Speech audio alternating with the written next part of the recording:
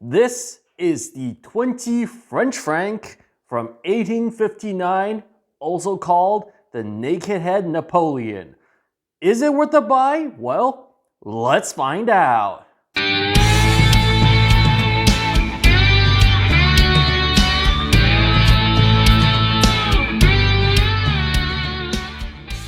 Silver Dave here. As you may know, I like my LMU coins, the Latin Monetary Union coins.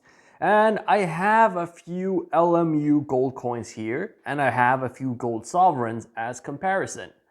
As you may know, like from my previous videos, LMU coins like pre-1933 gold, American gold, is 90% gold. And you're wondering, why is it 90% gold? Well, you have to remember, gold is very soft. And the more pure you get, the softer your gold is. So if you're going to circulate gold coins, they pretty much have to either be 22 carats or 90%. Most, I would say, more modern gold is 22 carats. For example, the gold eagle, the Krugerrand, the British sovereign, right? But the rest of the world, that means the United States and continental Europe, use 90% gold. And this gold coin is called the Napoleon. It is on the Latin Monetary Union standard, which means that it is a gold coin that is 6.45 grams. And it contains 5.8 grams of gold. Now, oops, should I drop these coins? Yep, comes at me. So, are they good coins? Yes, they are good gold coins. They're usually around spot, sometimes a bit under spot. I believe I bought my this coin. It's also a Napoleon, a 20 French franc. This one I bought for under, I think, a little bit under spot at the time, and this one I paid spot price for the coin. Is this coin worth it? It is. It's not bad, I think. Let's talk about some of the features of this coin. Well, first of all, like all LMU coins, it's 6.5 grams. So we'll check that out here. Let's see, how much does it weigh? It weighs 6.4. Let's put it in the center. Let's try to focus here. 6.4344, which is roughly in the range of most LMU coins. You have to remember that these coins have a bit of wear, so they're usually a little bit under 6.445, usually 6.44, 6. Some of them, like the more recent ones, and this is why I like the Swiss ones, is that they tend to weigh a little bit more because they're less circulated. The French ones are much more circulated. The French 20 franc Napoleons, both Marianne's, and this one is called the Naked Head 20 franc Napoleon. And on it, you see the head of, it says here, Napoleon III. I don't know if you can read that. Let's get a closer shot of it. Napoleon III, Emperor. Right? Yeah, Emperor. And then on the back, you see Empire Français, which means the French Empire, 20 francs. So this is an imperial franc. That's a pretty funny thing that they were you have to remember France became a republic after the revolution, but it also went to a military dictatorship quite a few times before we have the current republic and the current republic system. So it didn't just jump straight into democracy right after the French Revolution. There was a few periods of dictatorship, and then going back to a republic, then going into a more modern republic, and then being split into two during the Second World War. That means there was Occupy France and France Vichy, which most French people would like to forget. And then, because French Vichy more or less allied themselves with the Nazis, and of course, so they were considered collaborators. But then, sort of history is rewritten by de Gaulle, and and then France is portrayed as resisting the Nazis instead of having only half the country resisting and the other half splitting off and deciding, okay, well, let's accept that half of France is occupied and then we'll do our own thing. So yeah, if you read about France during the Second World War, it's pretty interesting. But then afterwards, de Gaulle more or less became president of France. He was sort of he was a president in name and legally, but it would be more precise to say he was more authoritarian than most modern day presidents. He had much more power than most modern day presidents. And yeah, and then we have the current republic, which is a much more democratic republic, and they have different voting systems. They've gone through quite a few governments. So France during this time became an empire. It went from a dictatorship back to an imperial, the French Empire, and then Napoleon III became the emperor of the French. And he issued coins in his name. So you have his head here, and his head is it's called the naked head because he's not wearing anything. He doesn't have a crown or anything, and he's a more modern. I would say he considers himself not like a French emperor granted to become the emperor of France through divine right, but more that he was sort of a dictator kind of figure, but he was emperor.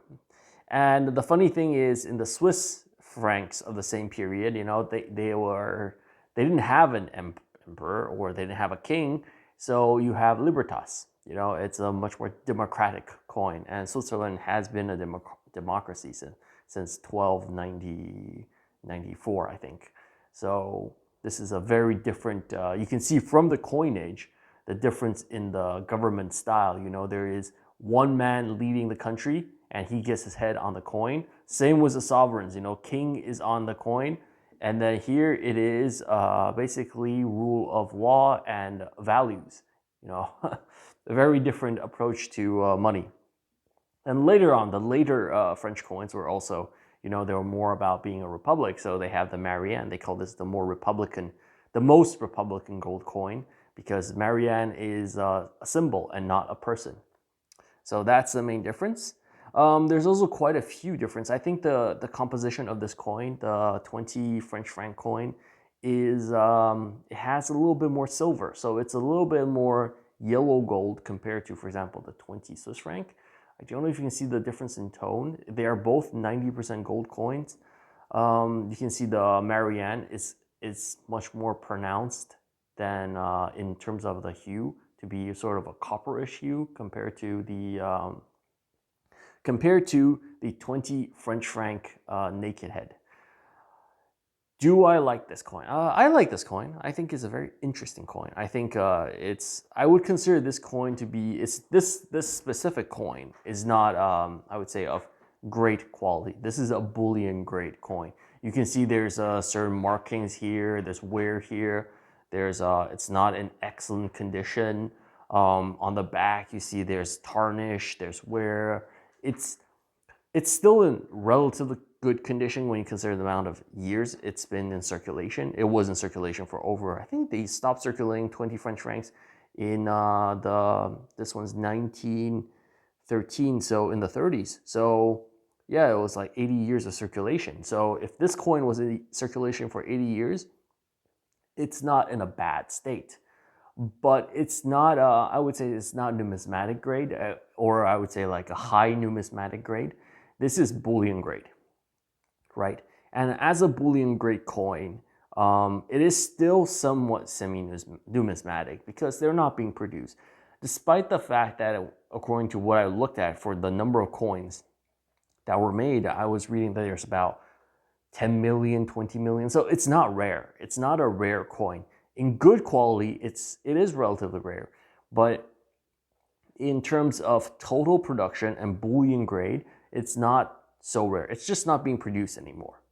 The Swiss coins are much more rare in terms of total production, especially the same period, the Helvetia. So let's see if I can focus on this. the Helvetia was Lady, this is Libertas, and you have the Helvetia flag, which is a little bit more expensive than this coin, is a semi-numismatic coin. And they tend to be also a little bit better in quality and in grade. The French franc coins were much more in circulation. You have to remember that France had colonies, and France had an empire. So their international trade depended on the value of the gold French franc. And their international trade with Canada, they owned Canada back then. Canada was not a part of the Commonwealth. That's why, in areas like Quebec, people still speak French. So this coin, it ran the trade system of the whole French Empire. And you have to imagine that this coin probably traveled around the world, went around a lot of places, and because it was gold, it would have been accepted as a standard everywhere around the world. And also the fact that it's 90% gold means that, it has some convertibility with pre-1933 gold. If you were trying to pay your bills in a different foreign country with 90% gold, but they were, of course, of a different weight, you could have some convertibility. In Switzerland, for example, in the whole LMU region, the 20 French franc will be the exact equivalent of the 20 Swiss franc because they're the exact same weight and the same purity, so they are directly interchangeable. If something's denominated in 20 Swiss francs, you probably could go around and use a 20 French franc and say like, okay, I want to buy that. They'll be like, okay, do you have money? You'll be like, yeah, I have 20 francs. And then you can take this out, and they're like, oh yeah, it's exactly the same. They might charge you a little bit of a fee, but maybe like a 1% fee, but you can do your exchange and you know how much money you're going to get directly. So it's almost like the euro. It's a single monetary system, standard. Did it fail in the end? Yes, it failed not because of gold. It failed because they pegged the LMU system as a bimetallic system. And they pegged it to, there's a silver exchange rate. And what happened in sort of the early 19th century and late 18th century was there was advancements in technology and discovery of new silver mines, more or less in Mexico. And silver became much cheaper to import. Back then, the ratio, I think, was 1:16 or 1:10. It was relatively low. But with cheaper silver prices, it meant that you could exchange silver for gold, the more expensive gold, in the LMU countries according to the fixed ratio, and then go back to your home country. For example, Germany. The Germans would do this. They'll go back to Germany and have gold and exchange it against German silver coins of the same, based upon the gold-silver ratio, which was a free market floating silver and gold ratio. So they would get more money off arbitrage. And that became a problem for continental Europe. I think it was because the standard was between gold and silver. It was not free floating. If they stayed on a bimetallic system and they decided to just do it off weight and have it float, I think you could have sort of gold still as a reserve currency for much longer. I don't know if they would have been able to keep gold as a reserve currency after the Second World War, but they definitely would have been able to keep it on for a long time. Now, we're talking about characteristics of the coin. This is 90% gold. This is less pure than most modern gold coins. But it is usually of a lesser premium. It is 5.8 grams of pure gold content. So it is good. It's not so, I would say it's pretty decent in terms of its gold content. You don't usually pay a premium on these, especially for the bullion grade. If you go for numismatics, I don't think it's so great for stacking because there are numismatic versions of this that are much more expensive and you're paying for the sort of the value of the numismatic value of the coin, which this coin, considering its quality in this specific coin, is bullion grade. It's been in circulation, it's worn. You can see that the stamping is not perfect. These coins were produced not using modern machinery. Typically, these will be how analog machinery. they'll have mills and so on, and they'll stamp it through a mechanical process. Nowadays, you have basically computer-controlled stamping machines, and they just like, they can stamp out as many coins almost perfectly as possible with almost no variation. These coins, they were done with they were not done by hand, they had machines, but the tolerance on the machines were much greater. And I think even you can see over time, they have different machines that stamp. The quality of the coins became better over time. But these older coins, if you have an excellent condition one, there is numismatic value, and they are definitely worth a lot more in terms of numismatic value compared to their gold content. But it's cool that you can still buy them for their gold content as bullion grade coins. And I thought it was funny a little bit. Like I did a few videos before about gold being bought at banks. And when I got this coin from my coin shop, came with this this protector, and I was like, huh, that's interesting. So this coin originally was in the Zurich Cantonal Bank, the Zürcher Kantonalbank. And I was like, that's really interesting. It's so essentially a Swiss bank was holding this coin, and somebody bought it from the Swiss bank. And then later on, he sold it somewhere else, and finally he sold it to the coin shop. And then now they sold it to me. So initially, it did come from a bank. I was like, that's a very interesting fact. And it goes to show, there are a lot of banks in the world that don't accept gold because it's kind of a pain to hold. And if they're not used to dealing with a gold bullion, they're not likely to accept gold. But there are also other banks in the world that do realize that gold is a Basel III Tier 1 asset.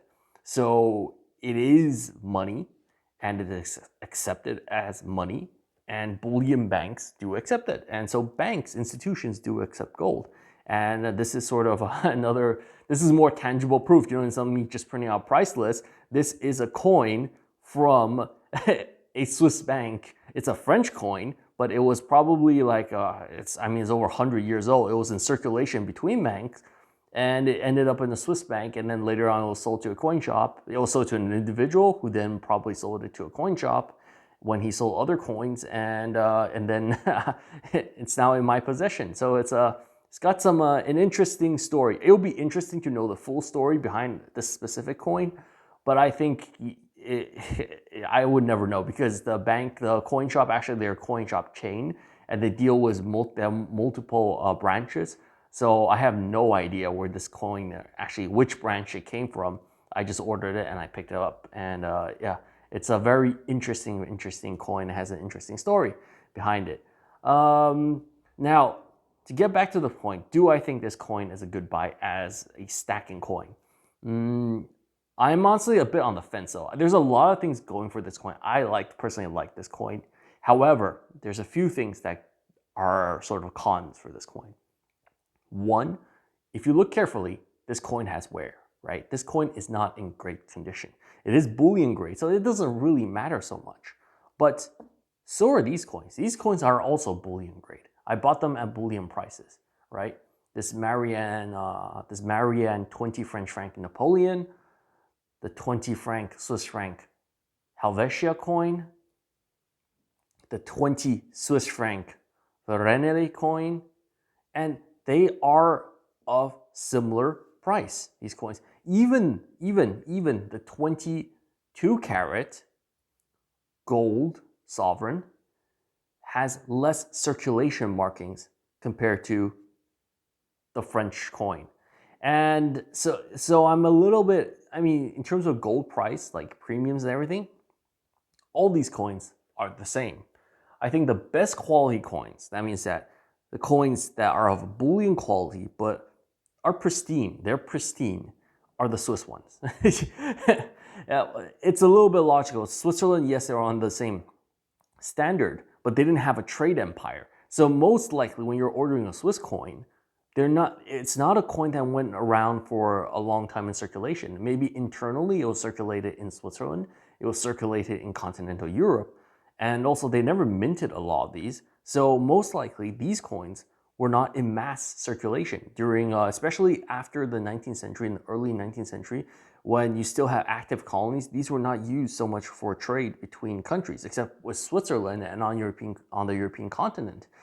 And most of Switzerland's trade partners was Italy, France, Germany, and with those countries, typically they would buy goods and they'll sell goods, and these coins would go back and forth. The British sovereigns, from what I know, is at least from what I've seen, is that the Edward sovereigns, that is the older sovereigns, they're both king sovereigns. I like them, but they are, I don't know if you can see this, but they are a little bit more worn than the George sovereigns, which are more modern. And the George sovereigns were made after the First World War. And you have to remember that during this period, we're right before the Second World War, and I believe it was a time when there was still the gold standard, but people were not really using gold to pay for their day-to-day items. They were not using the gold sovereign to pay for things directly. The gold sovereign was minted more as a reserve than anything else, and you had the British pound notes in circulation for the general public. So I don't think these coins were so much in public circulation, because when I bought this, I was a little bit surprised that there was relatively low wear on the head of King George, and the coin definition was still quite good, and the weight, I think it's even slightly higher than 8 grams, which shows that the coin probably was almost never in circulation, but it was most likely circulated. I mean public circulation, but it was most likely circulate between banks, to settle accounts and so on. So this is a very interesting, this is more like if I was buying more bullion, I think going forward, I'm going to buy more Swiss francs, right? The 20 Swiss francs. If I find Marianne's, these are sold out. My local coin shop, I wanted to buy some this time, and they're gone. So they were very popular, and they're gone because they basically sold for zero numismatic value, pure bullion price, and the coin is of almost pristine quality. So yeah, these are gone. So I'm most likely moving forward, I'll be buying the King George sovereigns, because the coin it's spectacular in terms of gold bullion. Will I be buying more of the older, like pre-1900s? For most of my viewers from North America, Canadian, and from the United States, you guys are thinking, yeah, pre-1900, that's like really ancient, because most American circulated gold is called pre-93, but essentially gold on continental Europe was used for a much longer time, and from Napoleon's time until now, until the 50s. I think I have one from 1947. So the LMU was in place until more or less 1947. We can say that this coin was struck in 1947. B for I think Bern. So this is not such an old coin. This is post 33. This is post the confiscation of gold in the United States. But if I had to say, would I be buying more ancient gold? I would call this really old gold coins as part of my bullion main stack. I would say no, because the coin, despite it still having the same gold content, and it doesn't really matter and so on, I do have a small preference. If I can buy gold that is a little bit less worn down, and than gold coins specifically, of course, there's very minimal difference between zero. It's like 0.1 grams of difference. It's very close, but I can see that it's not perfect. These coins are a little bit more fragile, and I think I'll keep these in containers to prevent further wear on the coins. I don't think I'll be buying more of these, because I have less of a margin of error, when I resell them. So these coins, they are definitely valuable. They are definitely good gold coins. But, going forward, when you're stacking, you're trying to go for consistency. That's one of the most important things. You want reliability and consistency. And I think that I will not get a consistency out of the, I would say, pre-1900 coins. I'm most likely going to be buying, like I said, George sovereigns, maybe some Edward sovereigns if they're on sale, but George sovereigns, which are much closer to modern sovereigns, and also the 20 Swiss franc. This will be my main gold stacking gold stacking part of the coins. Now I do want to say that I'm not abandoning silver. It's just that right now the premiums for me for silver are kind of high, and I'm thinking maybe I should like slow down a little bit in terms of how fast I pick up silver, because I do have quite a lot of silver. I have a lot more silver. I'm almost at a 20-to-1 ratio between silver and gold. But I want to get more gold, but gold is expensive. So I cannot just go in and buy like, I don't know, 10 ounces of gold and then have a good ratio in my stack. So I have to slowly buy into gold one piece at a time. And you're on this journey with me. So I think until the beginning of next year, I'll be acquiring more gold. And here and there, I'll be buying small pieces of silver, like 1 ounce, half an ounce. Now, I do want to mention something pretty funny. So I got the lunar ox, and I was thinking at the end of the month, I'll buy another lunar platinum ox, right? The platinum ox. And I have to say, these coins are sold out. I was like, huh? I was trying to order this, and because I saw platinum, it's holding itself quite well in terms of wealth preservation. It's going up slowly, but it's gone. Like I can't buy them anymore. And I was like, oh wow. So yeah, I probably should have ordered a platinum instead of gold, but I wanted to wait until the end of the month to see how things were going, and then I would order more platinum. But yeah, there's no more platinum coins. I probably have to order a platinum bars instead, which I don't know. They're less fun. I can't.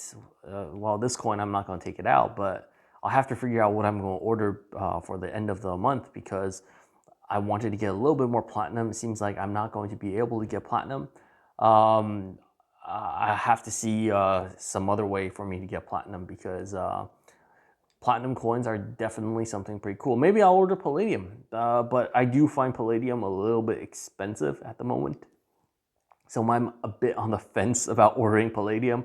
I mean, palladium is what, almost $2,000, it's almost $3,000 an ounce, which is a lot. The reason why palladium is so expensive is because of it's using car catalysts, but petrol catalysts. But for catalytic converters in your car, the only thing is, I'm seeing that yes, electric vehicles are only 2% of the United States. However, most vehicles are on petrol in the United States. But if you think about it, if consumer cars all move on to petrol, and if I would say large scale transport, they move on to a cheaper medium, which is either diesel, or they move on to hydrogen fuel, both of those use platinum instead of palladium. And most likely I'm going to be buying more platinum instead of palladium, because it's just so rock bottom cheap at the moment. And will I be acquiring more silver? Yes, I think before the end of the year, for Christmas, I'm gonna order some numismatic coins, which it's more for my personal pleasure than for pure stacking purposes. When I get them, I'll show them. So also check out subscribe for my daily content. I post every single day. And yeah, leave a like. You guys, it helps me out a lot when you leave a like in my videos. And leave a comment. It's always interesting to talk to you guys. You guys all have different backgrounds, insights, you're of different ages. Some of you are younger, some of you are older, some of you are nearing retirement, some of you have made have family, some of you don't, some of you have started working, some of you have not. It's a very interesting crowd, and and you're all from different countries, so it's a great chance for me to talk to different people. So it's amazing. So leave a comment below. Feel free to subscribe and to keep up with the daily content. And thank you very much for watching. Dave out.